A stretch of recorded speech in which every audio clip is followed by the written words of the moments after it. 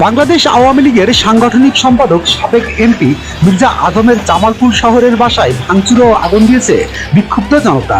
বৃহস্পতিবার সন্ধ্যায় জামালপুর শহরের বকুলতলায় অবস্থিত মির্জা আজমের বাড়িতে বুলডোজার দিয়ে মূল ফটক ভাঙচুর করে আগুন দেন বিক্ষুব্ধ জনতা। পরে বৈষম্য বিরোধী ছাত্র আন্দোলনের জামালপুর জেলার আহ্বায়ক মীর ইসাহাক হাসান ইকলাসের নেতৃত্বে একদল ছাত্র ঘটনাস্থলে গিয়ে ভাঙচুর বন্ধ করে আগুন নিয়ন্ত্রণে আনে। এ বিষয়ে বৈষম্য বিরোধী ছাত্র আন্দোলনের জামালপুর জেলা আহ্বায়ক মীর ইসাহাক হাসান ইকলাস বলেন, ফ্যাসিবাদীদের চক্রান্ত রুখতে সাধারণ জনতার যে কোনো আন্দোলনের সঙ্গে তারা পাশে থাকবে।